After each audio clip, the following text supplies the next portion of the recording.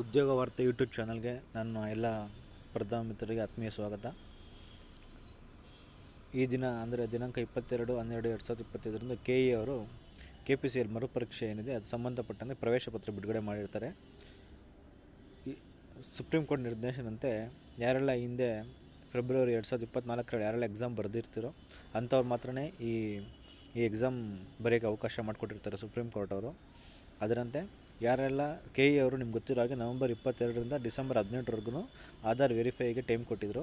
ಯಾರ್ಯಾರೆಲ್ಲ ಆ ಟೈಮಲ್ಲಿ Aadhaar verify ಮಾಡಿರ್ತೀರೋ K ಇಯಲ್ಲಿ ಇರೋವಂಥ ಲಿಂಕನ್ನು ಬಳಸಿ ಅಂಥವ್ರಿಗೆ ಮಾತ್ರ ಹಾಲ್ ಟಿಕೆಟ್ ಡೌನ್ಲೋಡ್ ಆಗುತ್ತೆ. ಆದ್ದರಿಂದ ಯಾರೆಲ್ಲ KPCL 2025ಕ್ಕೆ ಅರ್ಹರಿದ್ದೀರೋ ಅಂಥ ಅಭ್ಯರ್ಥಿಗಳು ಕೆ ಇಯ ಒಂದು ಅಧಿಕೃತ ವೆಬ್ಸೈಟ್ಗೆ ಹೋಗಿ ಹಾಲ್ ಟಿಕೆಟನ್ನು ಡೌನ್ಲೋಡ್ ಮಾಡ್ಕೊಳ್ಬೋದು. ನಿಮ್ಮ ಒಂದು ಅಪ್ಲಿಕೇಶನ್ ನಂಬರು ಏನಿದೆ ಅದು ನಮ್ಮ ಕೆ ಇ ವೆಬ್ಸೈಟಲ್ಲೇ ಸಿಗುತ್ತೆ. 2024ರಲ್ಲಿ ಯಾರ್ಯಾರೆಲ್ಲ ಎಲಿಜಿಬಲ್ ಅಂತ ಇದ್ದಾರೋ ಅಂಥವ್ರು ಲಿಸ್ಟ್ ಬಿಟ್ಟಿದ್ದಾರೆ ಕೆ ಇ ಅವ್ರ ವೆಬ್ಸೈಟಲ್ಲಿ. ಅಲ್ಲಿಂದ ನೀವು ಯಾವೇನೋ ಅಪ್ಲಿಕೇಶನ್ ನಂಬರ್ ಮರೆತೋಗಿದ್ರೆ ಅದರಿಂದ ತೊಗೊಳ್ಬೋದು. ಅಪ್ಲಿಕೇಶನ್ ನಂಬರು ಮತ್ತು ನಿಮ್ಮ ಪೂರ್ತಿ ಹೆಸರು ಮತ್ತು ಕ್ಯಾಪ್ಚಾ ಇದನ್ನು ನಮೂದಿಸಿದ್ರೆ ಸಾಕು, ನಿಮ್ಮ ಒಂದು ಪ್ರವೇಶ ಪತ್ರ ಡೌನ್ಲೋಡ್ ಆಗುತ್ತೆ. ಸೊ ಪ್ರವೇಶ ಪತ್ರನ ಎಲ್ಲರೂ ಪಡ್ಕೊಳ್ಳಿ.